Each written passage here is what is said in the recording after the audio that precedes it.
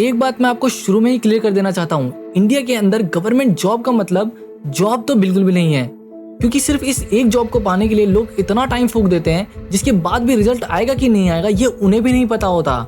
जबकि in government job का selection ratio इतना कम है कि आप सोच तक नहीं सकते। इन सबको समझने के लिए आपको ये चीज समझना पड़ेगा कि आखिर ये सब शुरू कहाँ से हुआ।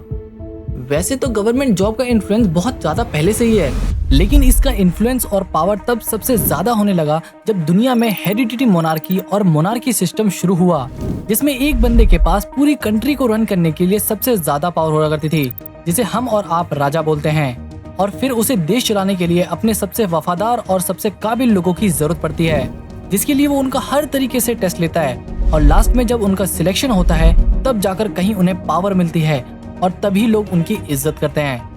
लेकिन अब आता है ईयर 1853, जब इंडिया के अंदर ईस्ट इंडिया कंपनी राज कर रही थी, जिसके अंदर वो जितनी भी गवर्नमेंट पोजीशंस थी उनमें सिर्फ व्हाइट पीपल्स यानी कि ब्रिटिशर्स को ही अपॉइंट किया जाता था और इंडियंस हेवीली रिस्ट्रिक्टेड थे।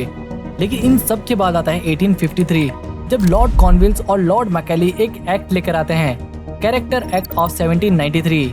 इस कानून का मतलब था कि 500 पाउंड पर ईयर से ज्यादा की सैलरी वाली सारी बड़ी नौकरियां यानी कि टियर 1 जॉब सिर्फ ब्रिटिशर्स के लिए रिजर्व होंगी। किसी भी इंडियन को बड़ा ऑफिसर बनने ही नहीं दिया जाएगा।